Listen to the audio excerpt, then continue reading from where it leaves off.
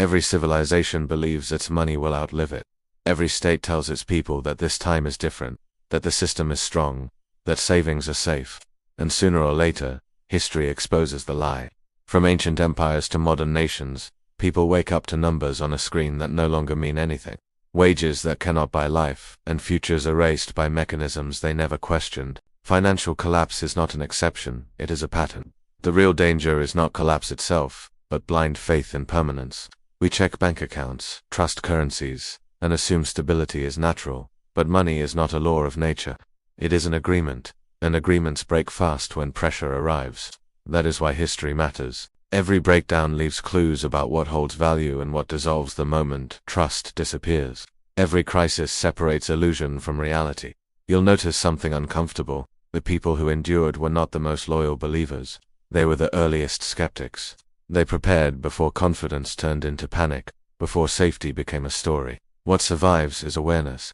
History's most enduring illusion is that money backed by power will remain honest. The Byzantine Empire seemed to prove that illusion true. While Rome collapsed in chaos, Byzantium endured for centuries, protected by walls, bureaucracy, and a currency trusted across continents. At the center of that trust stood the gold solidus. Merchants accepted it without debate.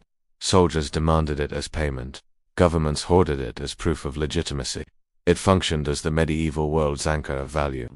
But stability has a quiet enemy: convenience.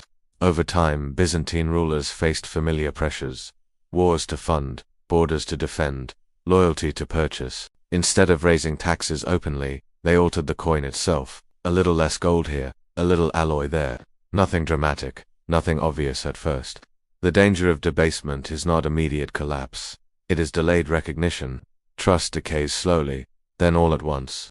When traders realized the solidus no longer held its weight, confidence snapped. A currency that once unified trade fractured it instead. The empire survived politically for a time, but its economic credibility was gone. What endured was not loyalty to the state, but ownership of things the state could not alter: land, real gold, production outside imperial control. This pattern repeats because temptation repeats. Monetary authority eventually becomes a tool of survival rather than stability. Once that line is crossed, value migrates away from paper and toward substance. But collapse does not always begin in palaces. Sometimes it arrives through catastrophe. In the 14th century, Europe experienced a shock that destroyed population, trade, and order almost overnight. The Black Death did not just kill people, it rewrote economic reality. When half the workforce disappears, labor becomes power. Scarcity reverses direction. Survivors find themselves negotiating from a position unimaginable just years earlier. Land lost value not because it was useless, but because there were too few hands to work it. Houses stood empty. Fields went untilled. Those with silver, tools, or practical skills gained leverage. Collapse punished the unprepared, but it elevated the adaptable. Wealth did not vanish. It relocated. The uncomfortable truth is that disaster does not distribute pain equally. It concentrates opportunity. Those with reserves could buy assets cheaply. Those without were forced to sell. Social mobility surged not through innovation, but through imbalance. Modern pandemics reveal the same mechanics. When supply chains break and governments respond by expanding money supply, liquidity becomes advantage. Those holding assets watch values rise. Those depending on wages fall behind. The technology changes. The rule does not. Yet even shocks are survivable when institutions hold. When they fail, collapse accelerates. Renaissance Florence appeared unshakable. Its banks financed kings. Its credit fueled Europe. But lending to power creates fragility disguised as strength. When sovereigns default, banks do not negotiate. They implode. Florence learned this when its largest banking houses collapsed after royal defaults. Depositors lost everything. Trade froze. Reputation evaporated. Citizens discovered that size protects institutions, not savers. The myth of permanence fell apart in real time.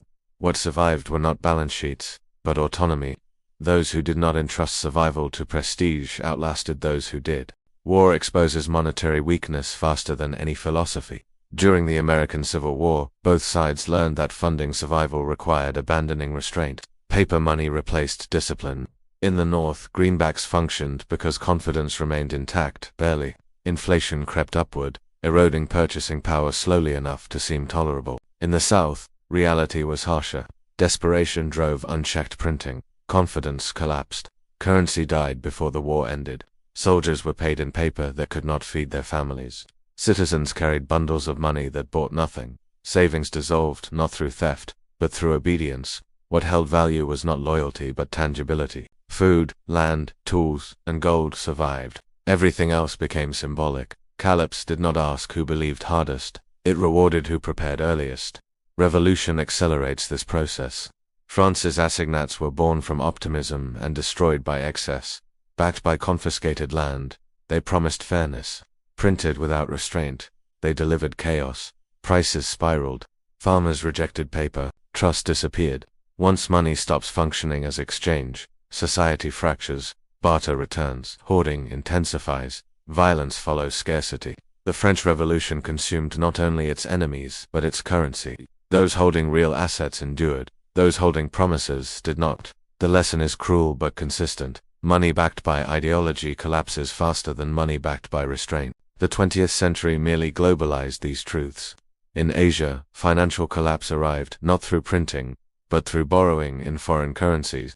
When exchange rates broke, debts multiplied overnight. Entire economies collapsed under obligations they could no longer service. Citizens lost jobs. Savings shrank. Assets were sold cheaply to external capital. Collapse became transfer. Wealth did not disappear. It changed owners. This is the recurring danger of dependency. Debt denominated outside your control converts instability into fatal risk. When storms hit, creditors survive. Debtors drown. Across centuries, different triggers produce the same outcome. Collapse strips away narratives. What remains is leverage, liquidity, and control. Modern collapse feels impossible until it happens. Lebanon proved that illusion deadly. Banks closed without warning. Deposits were frozen. Withdrawals limited. Currency imploded. Professionals, retirees, and middle-class families lost lifetimes of savings not through recklessness, but trust. Money in the bank revealed its true nature, a loan to an institution that can refuse repayment. Those who diversified abroad, held assets, or avoided concentration survived better. Everyone else learned too late. This is not distant history. In 2008, faith in housing and finance evaporated. In 2020, money supply expanded faster than production. In 2023, banks failed again, quietly, quickly. Confidence vanished before explanations arrived. Protection never comes from believing harder. It comes from understanding fragility. History shows no single solution, only patterns. Gold works sometimes, liquidity works others. Skills always matter, because wealth is not just stored, it is produced. Bakers feed, farmers grow, builders repair, traders move goods. These people survive collapse not by hiding, but by remaining necessary. Every crisis reallocates value from trust to utility, from paper to production, from passive savers to active contributors. Collapse is tragedy for those unprepared. It is opportunity for those positioned. History does not reward morality, it rewards readiness. So the real issue is not whether systems break. They always do. The real choice is where you stand when they do, among those clinging to assurances, or among those holding something that still works when belief disappears. History doesn't warn gently, it teaches through consequences. Ignore its patterns, and it doesn't forgive ignorance. It repeats the lesson until the cost becomes personal. If this perspective shifted how you see money, stability, or safety, stay with the channel. These stories aren't about the past, they're about what comes next. History already mapped the exits. I'll help you recognize them before the lights go out.